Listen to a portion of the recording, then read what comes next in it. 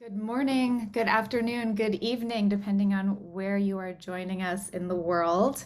Thank you, friends, for coming today. Welcome to Monument to Movement's SpeakEasy Conversation series, with today's focus on the monument to female artistic liberation in Black music movements. I'm Neysa Page-Lieberman, co-founder of Monuments to Movements, and my co-founder and co-artistic director is Jane Sachs. Before we get started, a few quick notes. This program will be recorded. The final recording will be uploaded on YouTube and on our website. And as a registered participant, you'll also have it emailed straight to your inbox. We're using the Q&A tool today. So when we get to that portion, please put your questions there instead of in chat. Chat is also enabled.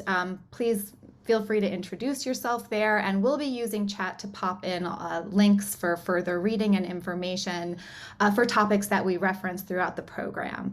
And finally, live transcription is enabled should you want to use that resource.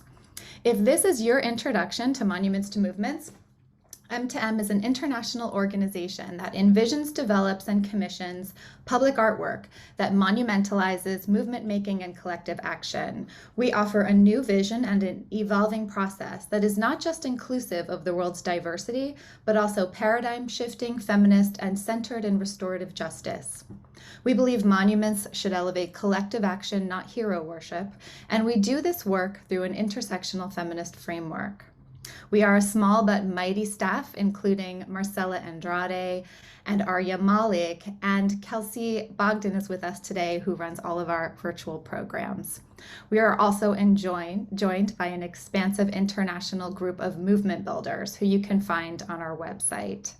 Thank you to our team, and thank you for joining our SpeakEasy series. SpeakEasy is our public conversation series where we discuss our current initiatives and ideas with our collaborators. Today is our 5th edition of SpeakEasy, and it's our final one for the season. Today's program is inspired by an M2M initiative called the Monument to Female Artistic Liberation, which we've been developing with the American Jazz Museum in Kansas City for some time.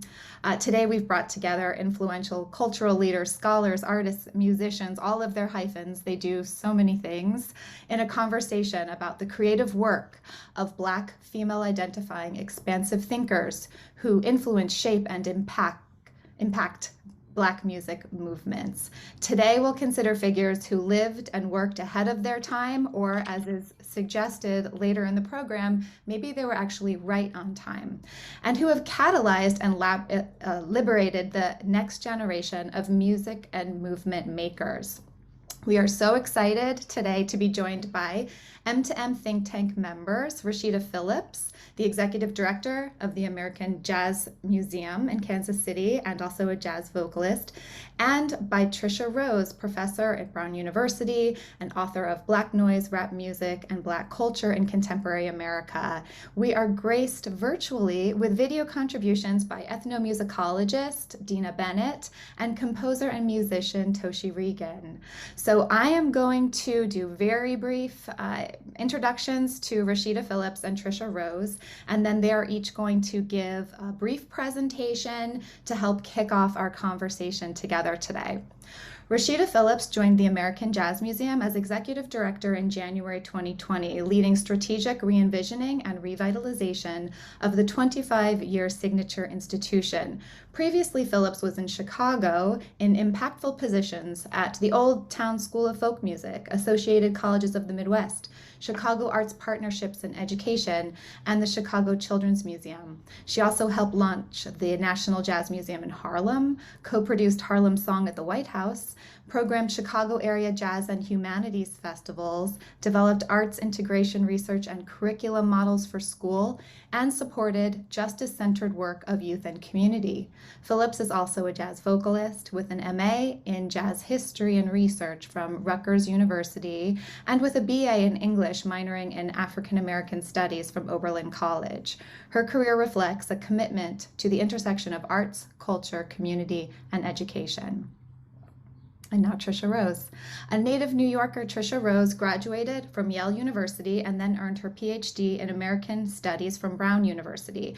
After teaching at NYU and UC Santa Cruz, she returned to Brown, where she is Chancellor's Professor of Africana Studies, Associate Dean of the Faculty for Special Initiatives, and the Director of the Center for the Study of Race and Ethnicity in America. She has received several awards and scholarly fellowships from the Ford Foundation, the Rockefeller Foundation, and the American Association of University Women. Rose is the author of 3 highly regarded books, one of which is considered the foundational text for hip-hop studies, an edited collection, and several articles. Now she is working on a digital research project called How Systemic Racism Works, a project designed to explain and make visible the influential but largely obscured power of systemic racial discrimination in present-day society. Rose was the co-host with Cornel West on The Tightrope, a podcast discussing issues of justice, art, and race. So welcome to both of you. We're so excited to have you here. And now I'm going to pass it to Rashida Phillips for her presentation. Thank you. Thank you so much. Absolutely honored to be with all of you here today, and certainly to discuss an endless topic of female artistic liberation through music movements. So I'm thrilled to be here at the American Jazz Museum in Kansas City, Missouri. Charlie Parker is one of our big figures here, and now's the time is always a key work of his and a kind of a key refrain. So now's the time, I think, for women to continue moving forward in this movement of making music. I do want to start with giving acknowledgement to the Institute of Jazz Studies, because that's kind of the crux of my presentation. It's certainly one of the many launching pads to my interest in Marylou Williams and interest in jazz music largely through my career and through my life. I met Marylou in many ways in my studies at Rutgers University. Looking, believe it or not, at Duke Ellington. Duke Ellington had a musical review in the 1940s called Jump for Joy. But doing that work alongside working in the archive space, I was really able to see how much influence that Marylou Williams had on Ellington. So much so that, I think he lifted some of her compositions, and certainly her great abilities to interpret music and bring her musicianship was really at a high key point, not only for Ellington, but for all of us. And so putting my hands into her stuff, and it was a lot of stuff, depth and breadth of all of her things, whether that was ephemera, whether that was artifacts, manuscripts, pay stubs, letters, that she wrote to her priest, any and all things she was able to have really that forward thought of keeping her stuff, keeping her work, keeping her musicality, keeping her personal life in such mass that it was really an honor to be able to dig through that and really kind of discover who she was even beyond herself. And so that's really my theme and really thoughts that I have on the movement of music, and particularly women's contribution to it. Here at the Jazz Museum, we really are honored to push forward and celebrate and exhibit the experience of jazz as an original American art form. And we do that in many ways. But one of our features here at the museum is indeed Marylou Williams, and being able to stand with her case, because we do have a case that acknowledges her work, really has become a prayerful moment for me. There's often times that I'm walking through the museum and I stand in different areas in different spaces and acknowledge the importance of each of those folks to the greater world of jazz. But something really special about Marylou, and to see some of the work from the Institute of Jazz Studies represented there, has really been kind of a defining moment for me.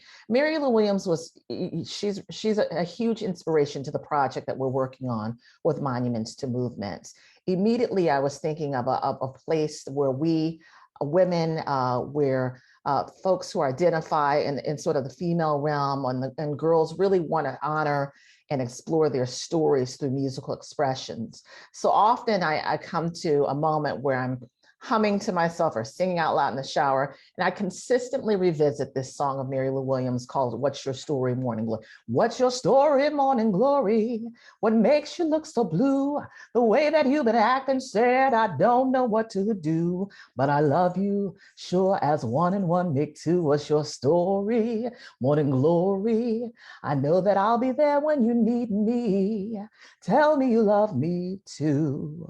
And so it's the kernel of story storytelling, of story making, of what story is and how important that narrative is, that really is the seed of what Mary, I think, is expanding and growing through her time. She's one of few artists that really span decades of work throughout jazz, many of the jazz, soul, and music movements. Ellington would call her soul on soul because she was just that forward thinking. You know, there were times that she started here in Kansas City in the late 20s, working with Andy Kirk, that she in many ways surpassed a lot of her male counterparts in that band. She was sort of allowed into the doors, after there was a vacancy in the piano playing tradition, a position, but she really came into her own in that role. There was a time that she was able to dig into her compositional skills.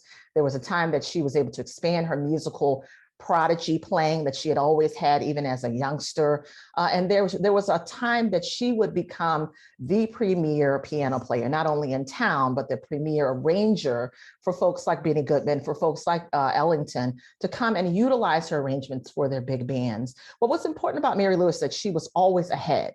There was always a movement, not only in her work, there was a driving force in the actual playing that she has and in her compositions. There's always kind of this driving energy. And some of that kind of comes through Kansas City, but a lot of that comes through her moving forward, consistent movement, consistent evolution to what she's thinking and what she's playing. So much so that she's somebody that really moved from boogie woogie all the way up through bebop, even up until her death in the 80s. She was always, she did take a pause there for a moment, but she was always playing through the eras and really moving her music forward and moving the movement forward, particularly for a Black musician and Black piano player.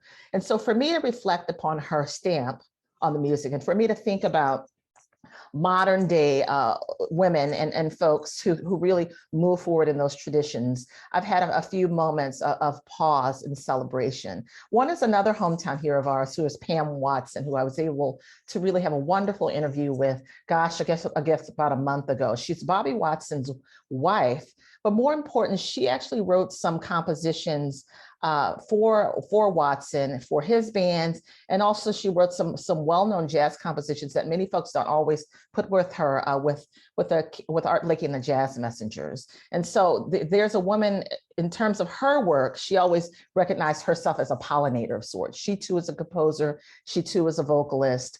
She too is somebody who's really moving forward the music in ways that folks don't always realize. And I think a lot of women do this work where we're moving forward in ways that folks don't always give us the credit for. I always think about our evolution, and particularly in the music and the expression of music and the creative arts is boundless, right? There's a space of expansion and transformation.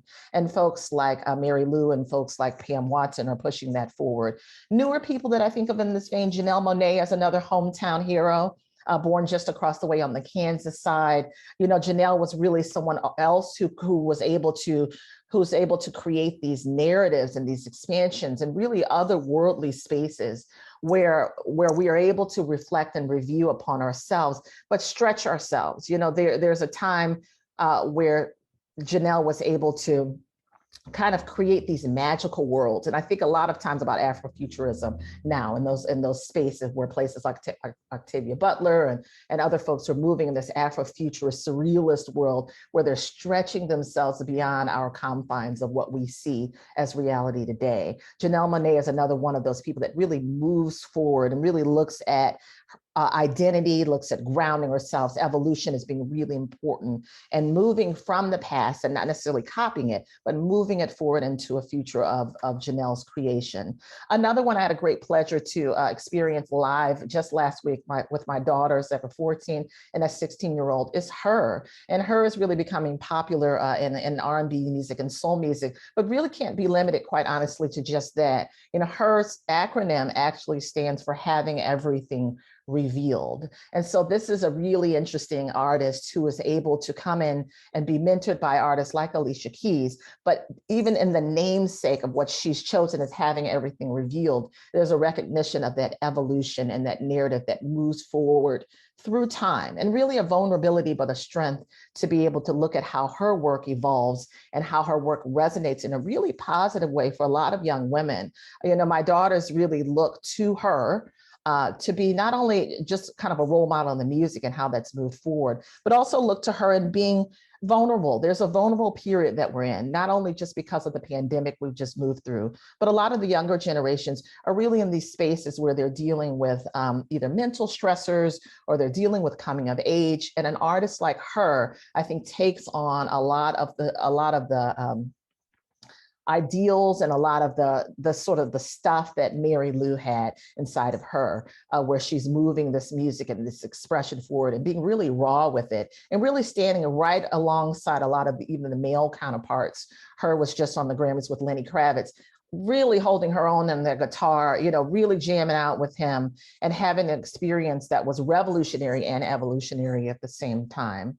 I've got a couple of others that I want to point to that are not necessarily musician-centric, but really when you think interdisciplinary and how much music interacts and really affects what they do, I think it's important to notice that are influences of mine as well, and me thinking of folks like Marylou. Tracy D. Hall is somebody who's out of Chicago. She's the executive director of the American Library Association. But where I met Tracy was a space of spirituality, of music, of artistic creation, and poetry. Tracy used to run a gallery called the Rootwork Gallery many years ago in the Pilsen neighborhood of Chicago. And what was beautiful about that space, it really became a womb of sorts, where a lot of women would gather and speak with each other and heal and learn, but it was an artistic space where everything was out for not only observation, but working through. There were a lot of shows that she was able to put onto the walls. There were a lot of artists that were able to experience and express themselves in that space. And really, Tracy's work really looks at joy and expansiveness, and her ability to be able to balance not only the artistic side of what she does and what she presents, but also to bring that into her work for access for knowledge as a human right in the library sphere has been really important. So I like to think of her in that vein and in that power that Marylou brought in terms of moving things forward. Another artist that really is wonderful, and it's so hard to kind of choose a subset of people who are really doing amazing work because there's so many women out here, is Wengechi Mutu. And Wengechi came to mind to me because years ago she worked with Santa Gold, who is a fantastic Black woman artist of her own, who is really kind of beyond category in a way that Marylou was beyond category at the time. But Wengechi is always somebody who's looking at kind of the mystical world. She's blurring the lines between humanity, between the animal kingdom, plants, machines. Again, a little bit of the Afrofuturism that I really feel like is quite honestly seated in a lot of what Mary has done, because she moves beyond these bounds. Wengechi has done the same with a lot of her work. And I was really intrigued by her most recent work, where she's looking at the thinking man of Rodin, the statue that we all sort of see where he's hunkered over and he's kind of in deep thought, deep meditation. Wengechi's work is called I Am Speaking, Are You Listening? And so what she's created is a space for us to think about women in this space, in this hard sort of classical space of the museum world. And being in a museum, I understand that there's sometimes these traditions that we're upholding, but we've got to expand and grow beyond. Wengechi's newest work, she has these opportunities for us to really look at women's bodies, look at women's roles within the museum in terms of in the art and expression of it all, and really pull beyond the traditional presentation of them all. She even says, she says, I've always been completely appalled at how women's bodies become these remnants of our own continual lack of growth and evolution and consciousness, which we know is absolutely false. I think, as I mentioned, even with Marylou, we know that this sort of lack mindset, these sort of opportunities that are pushed down upon us as women sometimes, and not being able to grow and not being able to evolve is absolutely counter to who we are. And so all of that I take into account in terms of my own career and moving Black women's stories forward, moving our musicianship story, not only with my own practice, which I've really moved away, quite honestly, from a lot of the jazz standards, which they continue to be really rooted and important in my work, but really moving into my own world of stretching myself, of evolving and having that opportunity to kind of reach out in the world and even pulling my daughters in through mothering, so much so that even my daughters will sing some of my original compositions that have become sort of new standards for them. And so I like that idea of being able to stretch through kind of time and space and move the music forward. I do want to mention that here at the American Jazz Museum, we have a moment that we're celebrating our 25th anniversary. We've been around for 25 years, but really looking at that ever-phasing renaissance that's always pulling through here, and how important it is for us to continue to open up these definitions and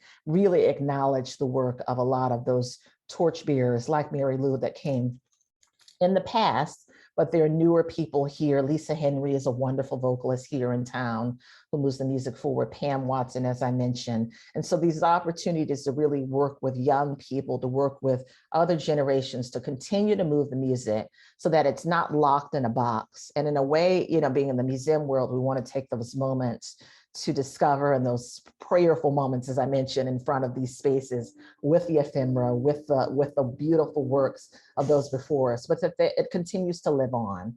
And so our motto here is where jazz lives. It continues to live in our spaces, on our stages. I'm really looking forward to developing more workshops with M2M around the story of narrative, around the story of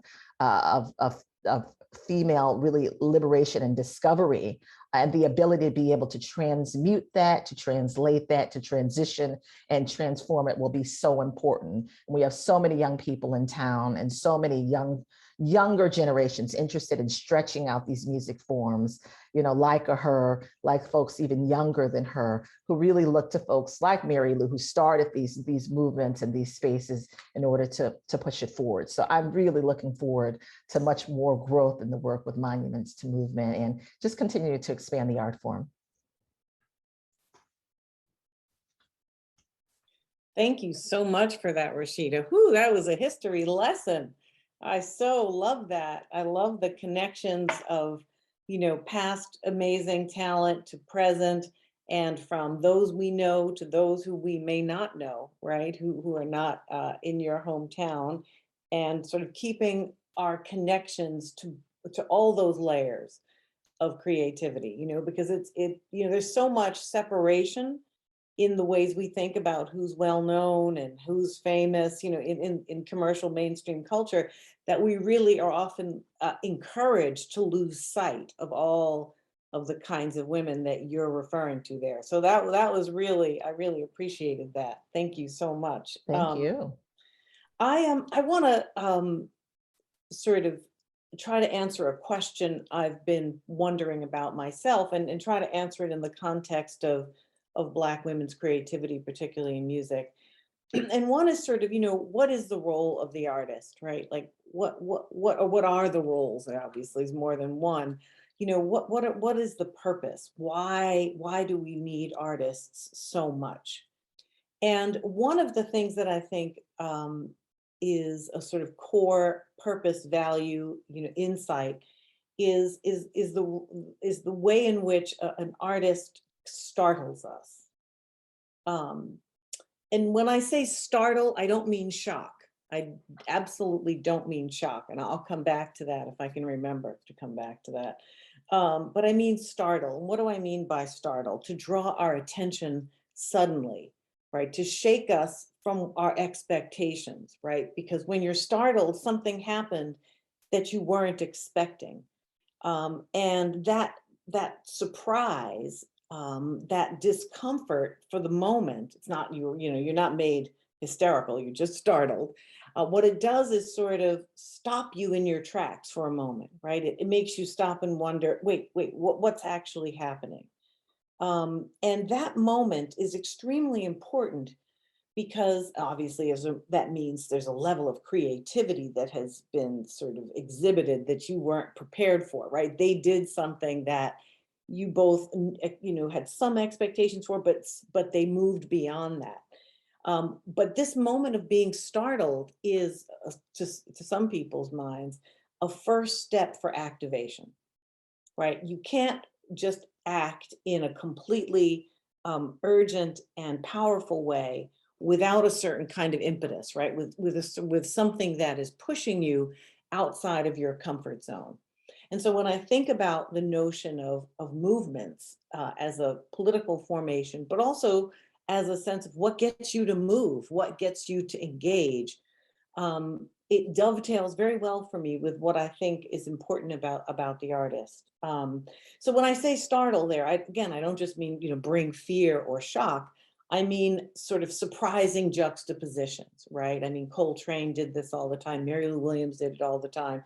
Juxtapositions of types of sound, things that are in place, but out of place. That is to say, they don't fit if you do what's been done, but as soon as you hear it, you think, of course, that was meant to go together, right? Or I would have never put that together, but what did it create, right? That startling moment when features of creativity come together in an unexpected way.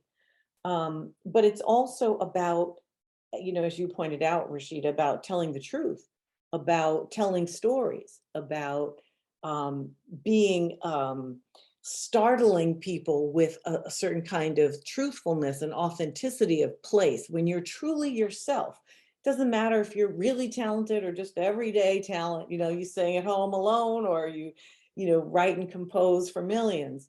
When you're absolutely true to yourself and you tell a truth that people know is true, it's startling, right? It breaks, it disrupts what we are comforted by, what we are expecting to hear and to see.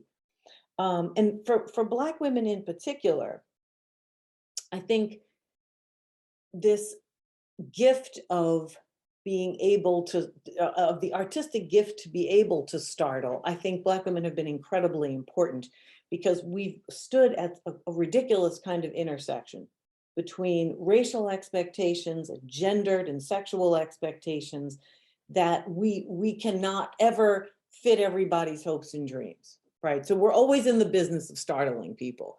We're not the proper Black gender, we're not the proper racialized female subject. And so that the history of breaking those rules, I mean, you think of Sojourner Truth, right, being the sort of one of the earliest examples of sort of saying, look, how are you going to decide whether I'm a woman or not, right? Well, who are you to say? That experience is that the sheer presence is a form of startling.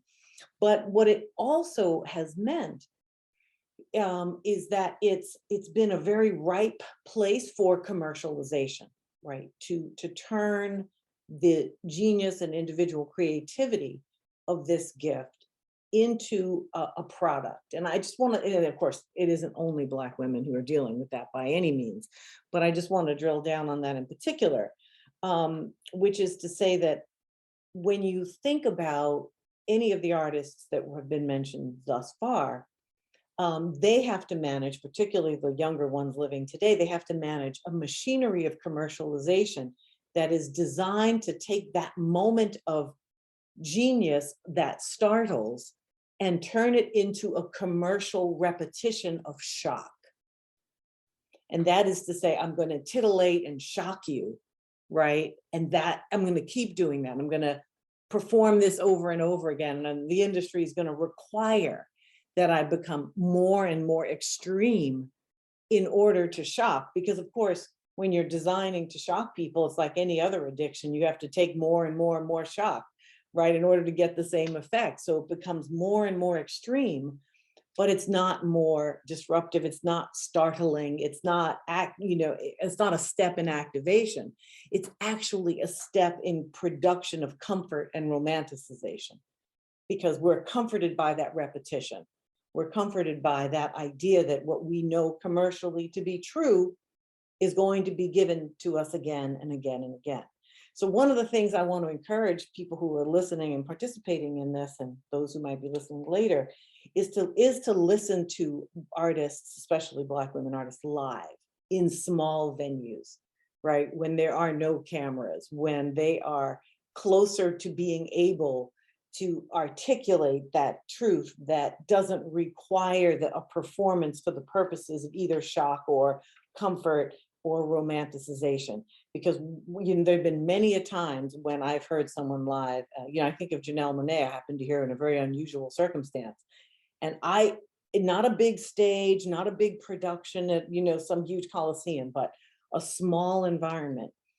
And it's unbelievable what you hear that you can't hear when there's so much mediation, when there's so much big production. And that's why local institutions, this is like a speech in the middle of a comment, but local institutions, either run, controlled, owned, community operated, or Black female or Black or non-white or however owns it, but locally controlled, is such an important space for the incubation of creativity and for the expression of one's sort of, tremendous creativity. So when you hear voices in those settings, they are not the voices that have been really sort of packaged and marketed. But I want to give a specific example. It's a historical example, but it's contemporary in the sense that it was made and brought to life recently. Now, I'm sure most of you know about, Questlove, founder of The Roots, who's also the head of Jimmy Fallon's Tonight Show band. And he just won an Academy Award for Best Documentary for Summer of Soul. I don't know if any of you have seen Summer of Soul, but I happened to watch it all the way through recently. And there was a moment in this, and there was a lot of moments that are pretty amazing. And it tells the tale of this summer festival that went completely unremarked. And this is the first visualization of all this footage that was taken in 1969 in Harlem in August. And there's this scene where Mahalia Jackson is slated to sing Precious Lord at this festival. This festival had all kinds of genres. It had gospel, it had soul, it had funk, it had jazz, it had Puerto Rican, music. It had salsa. It had all kinds of musical forms, which is also this important element here of creativity and movement. Musical movement has genres, but those genres are always talking to each other. They're not separated by market categories. So this was an unmarketed, unprofitable, free in the park festival. And it was put together with spit, glue, and I think a Band-Aid, I think were the three main organizing features of this thing. So Mahalia Jackson, who's at this point 58, she's a legend, right? And she is supposed to be singing Precious Lord, and she hands the mic to Mavis Staples, who at the time is a youngin'. I think if I did the math right, she might have been 28 years old. So here she is, 30 years younger than Mahalia Jackson, who hands her the mic. I mean, this would be like if Audre Lorde handed me the mic one day, just in my fantasy imagination. I'd be like, well, I don't even know what I would do. I can't even. So Mavis holds it down.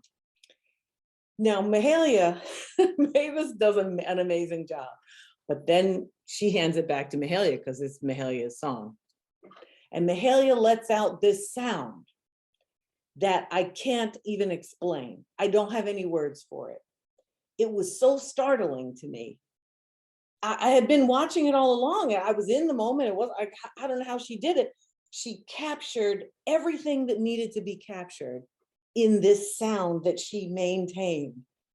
And Mavis is recounting this as in an interview while it's happening and saying that, she just did not know what to do herself, right? That it freed everybody and it froze them at the same time, right? That is, to me, at the heart of what the kind of perfect articulation of what makes artists so important, because it took a moment and a feeling. This is the 12 months.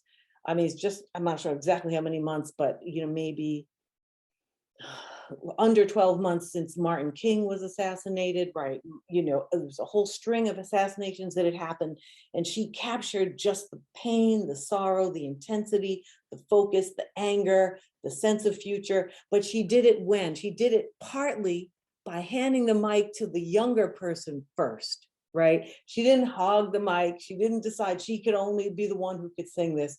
She said, she made this an intergenerational project. But one last thing I want to say about this that I think is really important, and that's in that it was public art. This was free, and it was not corporate sponsored. This, as I told you, this had been put together with spit glue and a Band-Aid.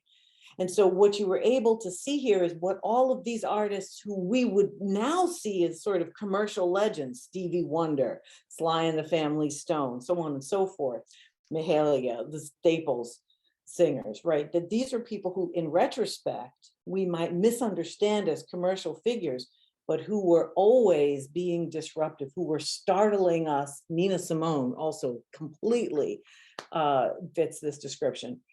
Able to be forces of authenticity and storytelling in a public way for community, from community, and capturing that sort of spirit without being caught up in the commercial process yet, right?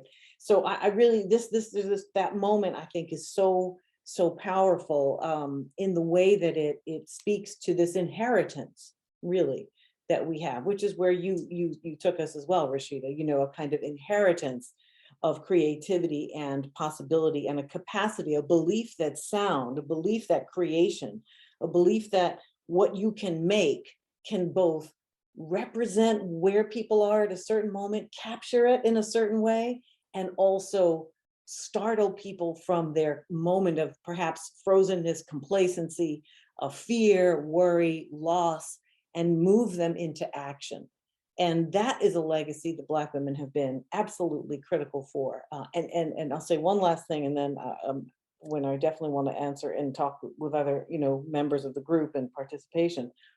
But sometimes being in this intersection of invisibility that I mentioned earlier can be used to an advantage, because when you ignore and underestimate people, they're free to move about these spaces, to see, to do, to recreate things that you're not ready to manipulate.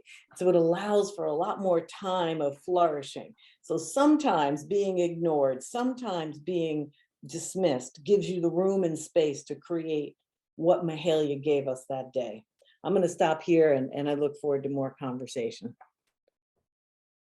Thank you both. That is really quite incredible. I mean, I think what you're both talking about, if I can like kind of just, you know, this idea that art is not a replica, it's not an imitation, it's not a wannabe of the authentic experience, but it actually is the authentic experience. And that idea that, you know, that idea of freedom, freezing the human kind of mind to pay attention, and then the idea that this happens in public, and so it's accessible, it's whoever you are and however you come to it in terms of gender, race, you know, geography, class, economics, right, language, and then also, you know, soul of the soul, right? And Rashida, what you're talking about, I mean, soul of the soul, right?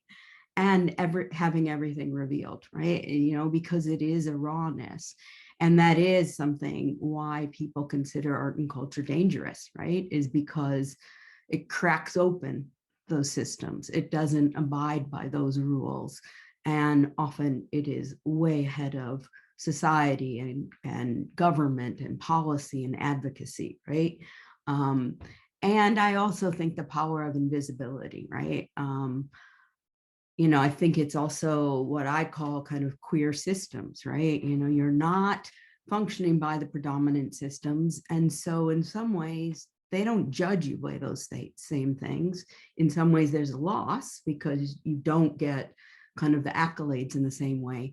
But there's a freedom of definition, right? A freedom of aspiration, of values, of what success looks like. What the process could be.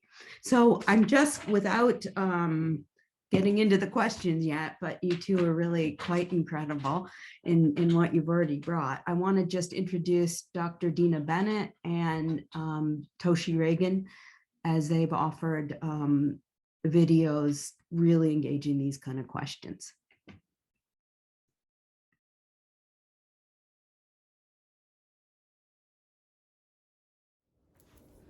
Hi, I'm Toshi Reagon. I'm in Brooklyn, New York, and today I'm being asked to speak on any Black female identifying people who may have been ahead of their time and had an impact on my life or on life in general, I think. And that's kind of a big question. I think we got to talk about time, though, don't we?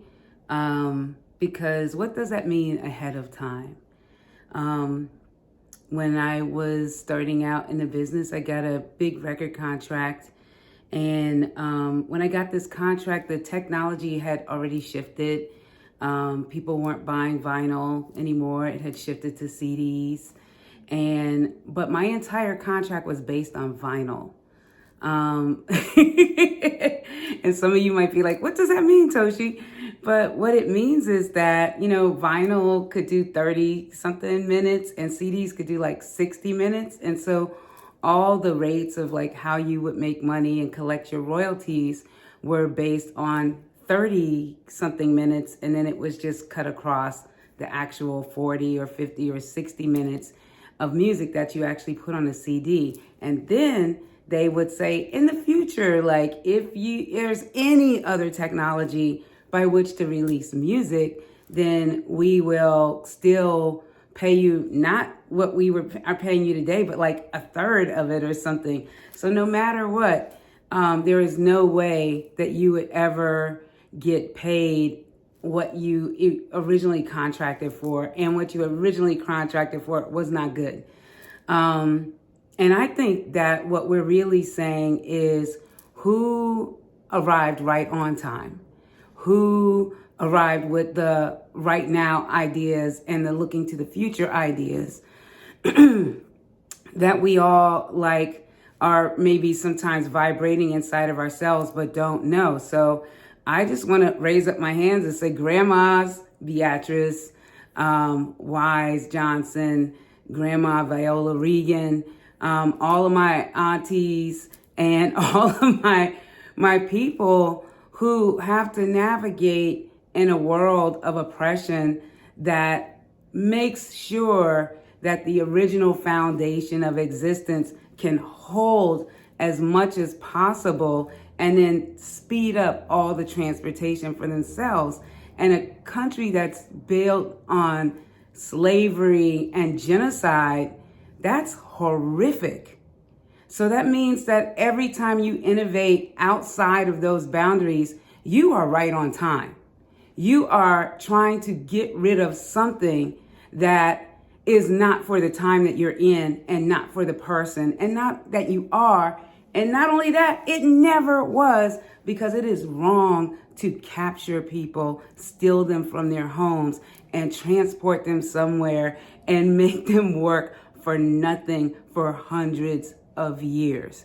So right now, there are some right on time people working in this society in America where we have half to more than half of the government cooperating to try to get us into the conditions that this country started on in the first place.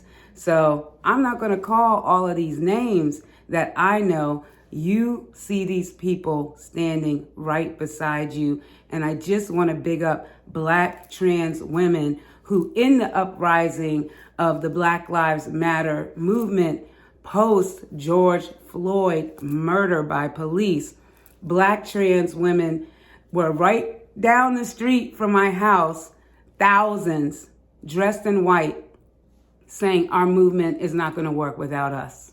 And that's a right on time declaration. Peace.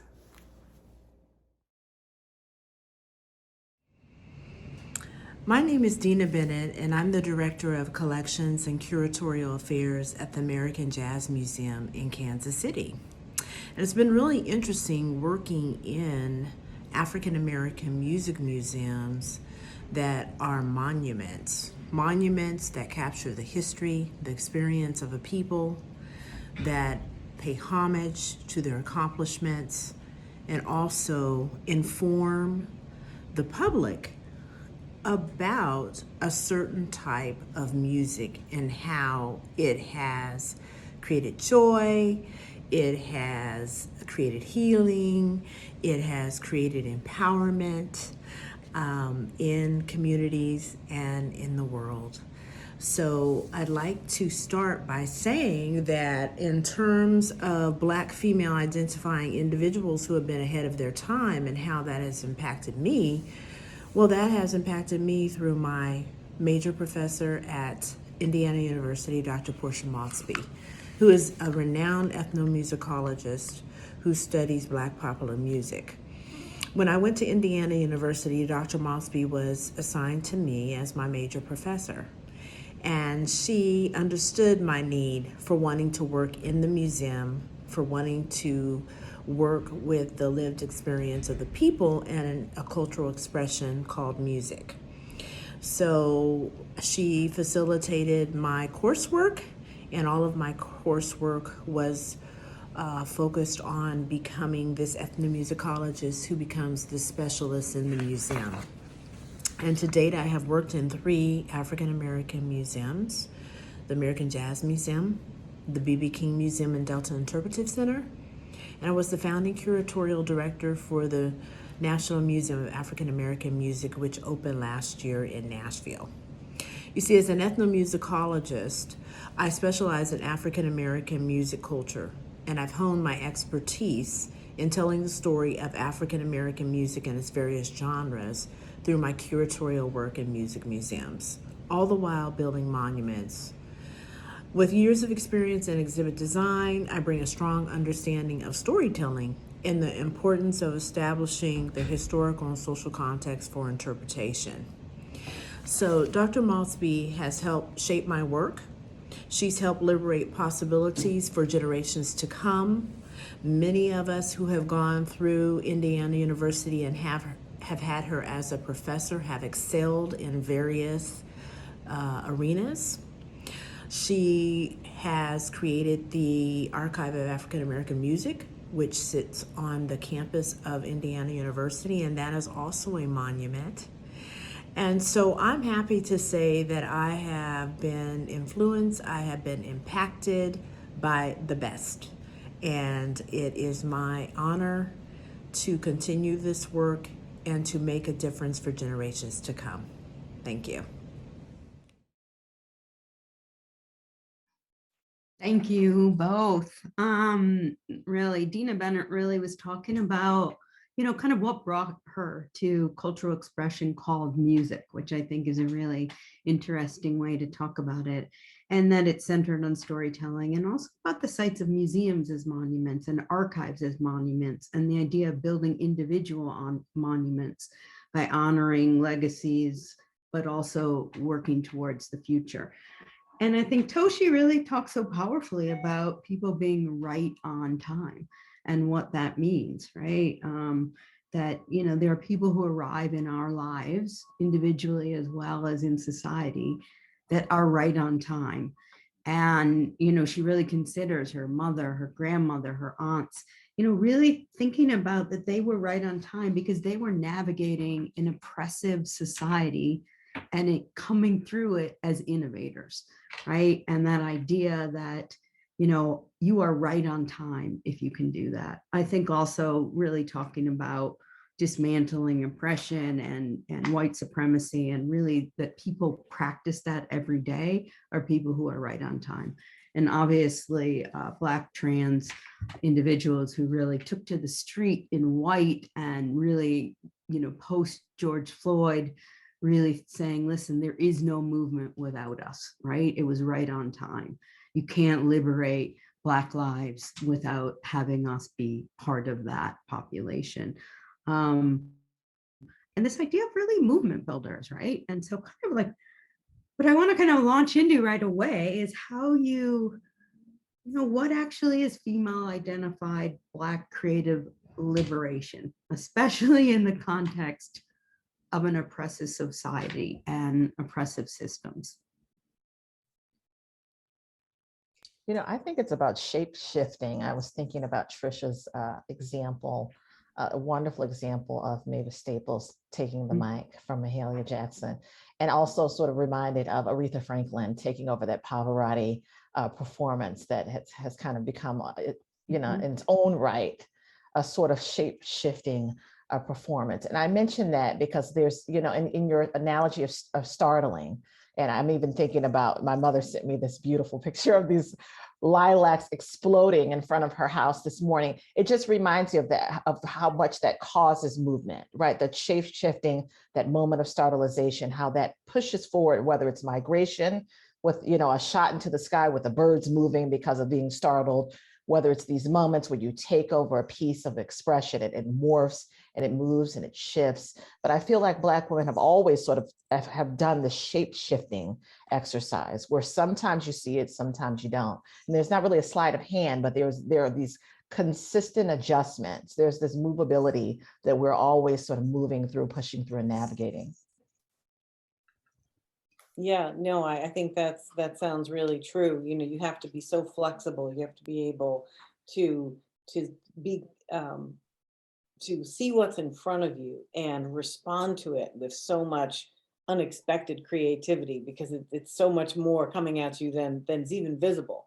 But you know, I think also I would add to this question, you know, really having a critical self-awareness of what it is that's happening out in the world and how that effort in the world is attempting to situate you, right? You can't really free yourself. You can't really challenge sources of oppression without really the best grasp you can possibly glean on those forces.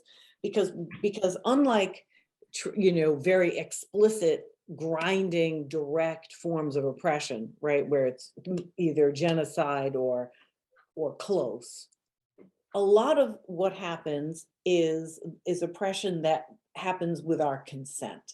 And that consent happens in the form of taking our culture and giving it back to us on the terms that enable our subordination while it looks like we're being freed. So this is a very big issue, I think, for all people of color, all, you know, types of women and female identified people in the world, because one of the things that we, I think, in this moment are challenged with is, you know, what, for example, does sexual freedom look like, right? Is it about being free to be as sexually explicit as you want to be? Is that freedom, or is that market manipulation? And I think that's really a struggle issue. I don't have an easy answer to that, so don't ask me, Jane. You know, don't ask me no easy answer to that. But I think it's important to identify it, right? To say that, you know, performing one's sexual identities, whatever they may be, multiple, individual, collective, you know, has become almost the calling card for female and female identified subjects in the world. But it's also the source of the greatest level of oppression. So how do you free yourself by participating? Do you free yourself by not participating? Do you free yourself by being really, really good at it? You know, what do you do? So, I mean, for me, this is really a struggle because it speaks to the underlying dynamic, right? If you don't know all the tools in the master's toolkit, you might be looking just for the bazooka. You might be looking just for the machete, but there might be this little tiny weapon that you think you can just stick in your bra, you know, and not worry about. But in fact, it's the really big one, right? That actually colonizes your consciousness about what your freedom actually looks like. And that's something I lose sleep over. I was going to say, it's interesting you bring that up. My daughters, you know, being 14 and 16, we had a whole conversation about divine feminine as it applies to Chloe Bailey, Cardi B, and Megan Thee Stallion. You know, this is the music that's out on the popular airwaves they're listening to now. And our conversations, how we grapple with, is this the true expression of womanhood and sexuality and music and, you know, being out and bold? Or is it something else? So it's interesting that you talk about this at this time when we talk about shape shifting and really how we're moving through this moment, being able to have control of our bodies and our songs and et cetera. Right. Well, and I'll just go ahead. No, I was just going to say, and those women are very talented. Remember, one of my other earlier comments was like, when you see some artists who you think, you know, they're pop, whatever, blah, blah, blah, and then you actually see them in, you know, without all the contraptions, they're stunning, right? So then you have to ask, like, they have a gift beyond what they're being asked to portray. Right. And so what's happening, right? What's this invisible process that is bringing such a commodified packet, Doja Cat, you know, all again, I'd add to that list. I mean, these are really gifted women, and yet you're like, they're almost performatively interchangeable, right? In terms of the tropes that they represent. And yet their gifts are so much broader than that. Right? How do we manage that? Anyway, I'm sorry. I just wanted to say that this is not a statement on talent. This is a statement on packaging and on standards and requirements for representation in the public, in the commercial public. No, it absolutely is. And I think that, you know, some of it's a dog whistle, right? Some of it, you don't know what's happening. Like when you say what they are being asked to do, that already speaks to that system, right?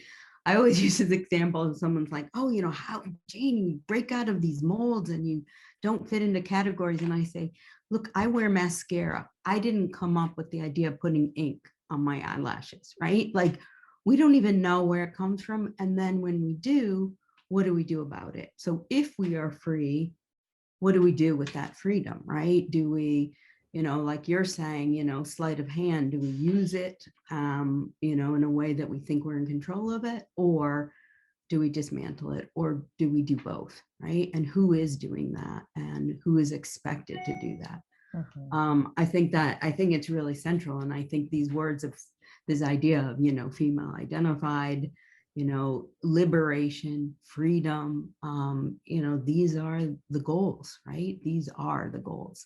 And I do think that art is, you know, one of the few places that has that unique ability on delivering on that idea of self-liberation, self-creation, you know, democracy, participation on our own terms, and really to be the other on our own terms, right? Not necessarily to be in the mainstream.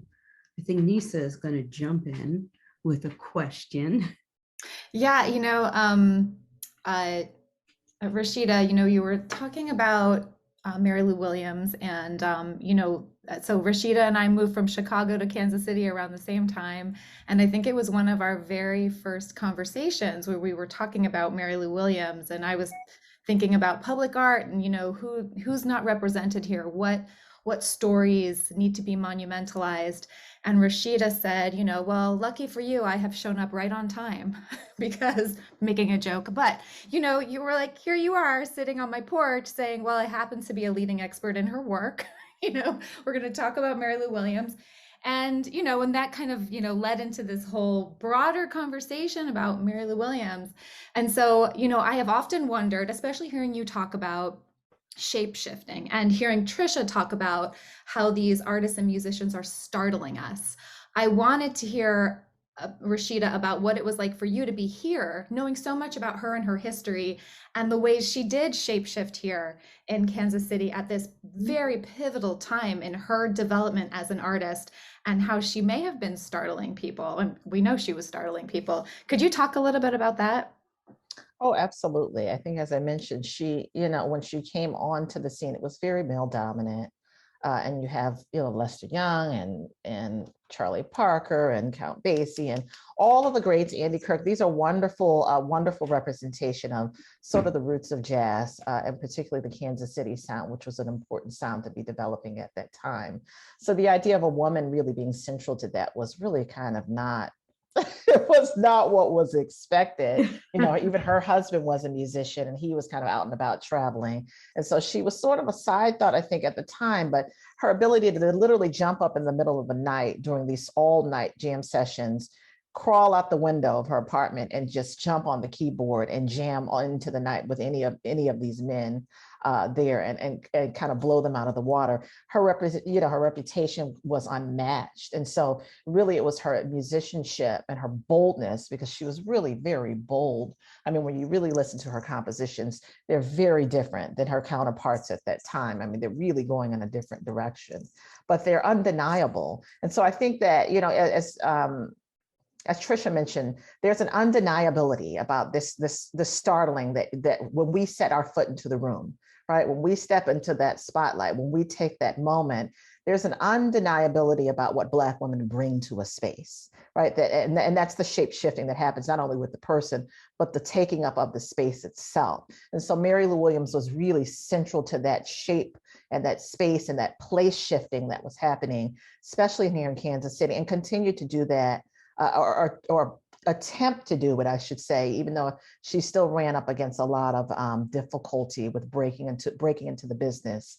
But her boldness and pushing forward and pushing through was really remarkable. And so that even today, as I try to shake up Kansas City a little bit, and this, Neysa, being newcomers to town, you want to kind of push some things through and kind of open up the world a little differently here too. So she's absolutely on that trail. So let me just continue by asking you, I mean, your work famously focuses on African-American culture and the kind of social and political significance of the creation of that culture and also the dissemination and evaluation. And some of that is what you're talking about, right? It gets repackaged and sent back. And so you're eating leftovers from somebody else that you actually created, right? Can you talk a little bit about kind of the social and political aspects of the creation, the dissemination, and how it does or doesn't really shift those larger systems? Yeah. Well, I mean, we haven't shifted the systems as much as I would like, but we've made incredibly heroic efforts. And I actually think that matters, right? To know what efforts have been made over and over again, because there's such a relentless commitment to trying to change that, right? One of the dominant story is the story of the victors, and it seems natural, but in fact, it's quite hard one. And that means it's almost lost, which is where all of our hope lies, right? Is in that story losing. But in terms of, Black culture and music, I mean, my work, particularly on hip hop, was not just about the music itself, but about what happened that made it come into being and what forces of both, oppression and resistance were operating to bring it into existence. And so just a couple of quick examples. When you think about, well, why is hip hop done in the street? Why is it a street music? Why were the dances done on linoleum, as we know famously in the street? Why was graffiti the art of the movement, as it were? And what was it about the space of particularly the South Bronx, but also Harlem in the mid 1970s that really made it the right place at the right time?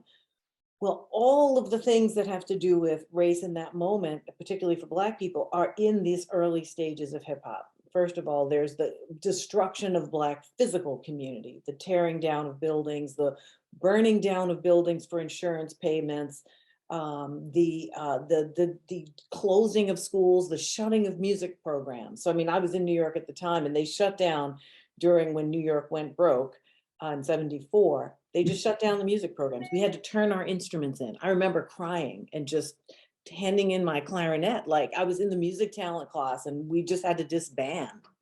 And so what happens, hip hop comes up in this moment where, and also vocational tech schools are replacing general ed, right? Because, these heathen children don't need no goddamn general education. They need to know how to get a job. So who was in the tech training schools? Red Alert, Grandmaster Flash, DJ Kool Herc brought some of his talents from Jamaica, but he learned these skills around, firing up electrical systems from the lights, changing the way turntables functions, rewiring sampling equipment. All of that technological creativity and that electronic creativity was the response to the vocational tech mandate. It was saying, have some jobs that are actually going to be meaningless and completely taken over by computers in, 3 years. And they're like, no, we don't want those jobs. We want to make something else, right? So that's the technological moment. Why is linoleum in the street? It's in the street because of gentrification, because they're gutting apartments that remain after the ones that have been torn down, right, for other reasons. And they're making sure they have brand new stuff so that more middle-class people can displace. So the extra leftover linoleum, what becomes a dance floor? I mean, I can go on and on like that, but that is the spirit of this twin edge between, oppressive conditions and the kinds of what look like micro responses, right? Linoleum in the street, changing turntables, but what does it birth? It births an entire musical movement. And this is, I think, where a lot of women's creativity lie. And women were very important in early hip hop, completely written out of the story. Even my own work, which relied on trying to get the story from participants, doesn't adequately address the everyday significance of women, right? The way, how many women were part of the rhyme schemes, not so much on the DJ side, although they were there too, but as artists, particularly as MCs, they were very present. And their street culture, as Kira Gaunt would remind us, the girls' rhymes on the street for double dutch, for hand games, all the verbal play that Black girls came up with were inside all hip hop lyrics in those early days. And yet they become marginalized because the mainstream story becomes a very male-centered heteronormative story about whose street it is. But that tension, right, between sources of oppression and sources of resistance is really, I think, not a macro story, it's a micro story. I think it's so interesting that, women, the choreography, their bodies, really became central. And an international movement, right? It's not just something that swept the United States, and it wasn't exported in the way that some other kind of American-made cultural, gestures were. It really just, it was disseminated. So it was really disseminated, which is a very different thing than, the US dubbing, Pretty Woman, for an audience in Thailand, right? Yeah. Well, thanks for that image. Well, I just lived in India at the time that they had Pretty Woman. I know. Made her a little fatter and, Yeah, actually, let me tell you a funny story about this. When I was in college, I was in a women's singing group. That's another day. And we went to Europe and Asia, and we went all over the place, but especially in India and other parts of Asia. We were like American girls that showed up. So a whole bunch of army guys who were stationed there wanted to meet with us for apparent reasons, but they wanted to know if we had any new cassettes from New York that had been circulating. So people would travel, bring them street mixtapes, and they would circulate them around bases around, India, Africa, Europe, et cetera. So that was like the Underground Railroad of hip hop back in the early 1980s. So you're absolutely right. It was not something that was Pretty Woman made a little browner and a little thicker. But in fact, it was through these networks. It was not unlike the sleeping car porters bringing the Chicago Defender, up to the cities, right, in the middle part of the century. So we got a question in that is very similar to one of the questions we were going to ask you, which is great, more or less about the role of monuments in this conversation. So the question is, James Baldwin talks a lot about the path to freedom being considerably based on this understanding of knowing the environment you're in and its repressive designed state. And the question it mentions things like, the CRT narratives, eroding progress, and other things we're experiencing in our government and in our communities daily, right? And so how do we combat these harmful narratives and misconceptions of the white supremacy through monuments? And of course, when we talk about monuments, we're talking about what Dina Bennett mentioned, right? Like a museum is a monument. Mahalia Jackson taking the mic is a monument. Like all of these things are monuments. And so in our minds, what is the role of a monument in these ways for bringing better, more progressive narratives to light?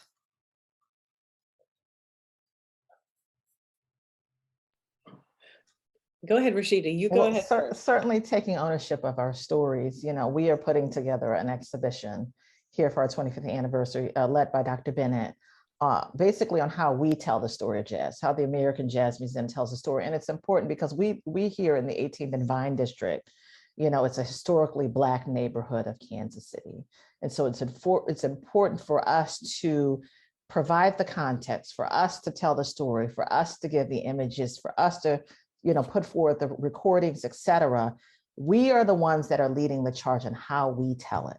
It's really very important for us to be the group leading that charge, not having it done for us, but us doing it. And so I think that's part of it in terms of monuments. It really is the people's opportunity to really put forward and showcase and show and demonstrate what's important to us, not just have a statue built on our property that we're supposed to love and rally around and celebrate, but really the other process of us being able to develop it.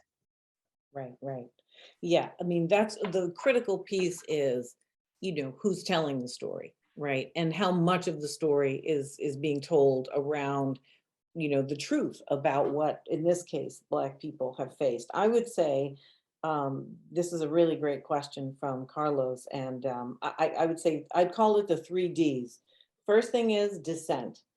They're going to tell you the story they want to tell you, and you have to do your own homework to realize what the truth is and what it isn't, but you have to dissent. You can't let it stand. If it's a lie by omission, if it's a lie by exaggeration, by manipulation, dissent. Second thing is document. Document. And that might mean Xeroxing, originals of things, that might mean your phone, all kinds of ways. We have so much technology now. Document. So dissent, document, and disseminate. Share. Make sure people see it. Make sure it gets around. Make sure it has a home, a safe home.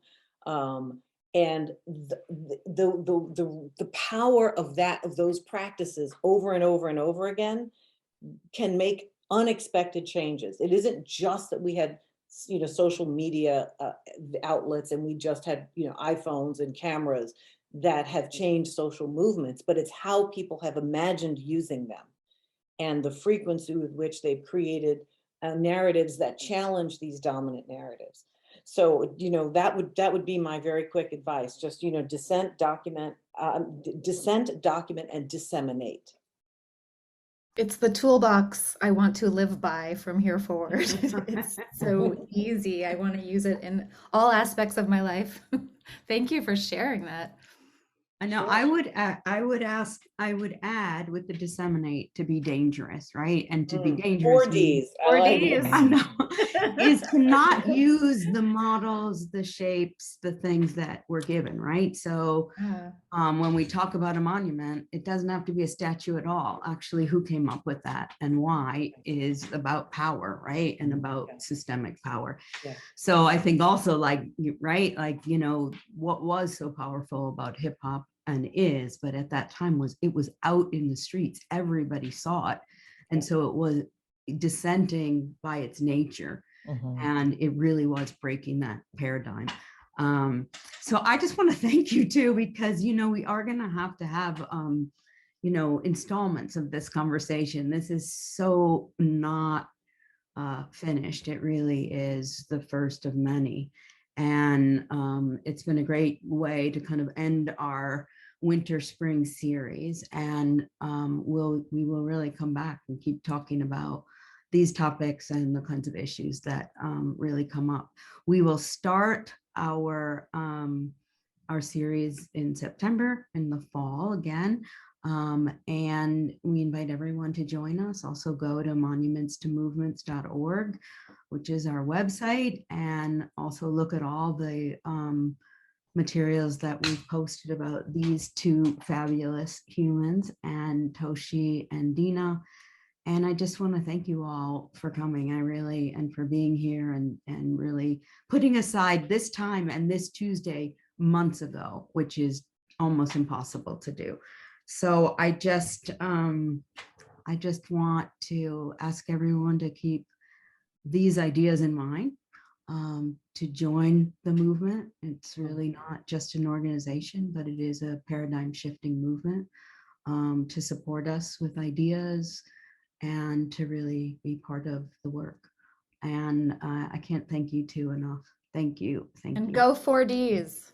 Yeah. And thank you all for this work. This is such important work you're doing because, you know, one of the ways we've been oppressed is by taking our institutions away from us, even when they're ephemeral, right? Devaluing them. Right.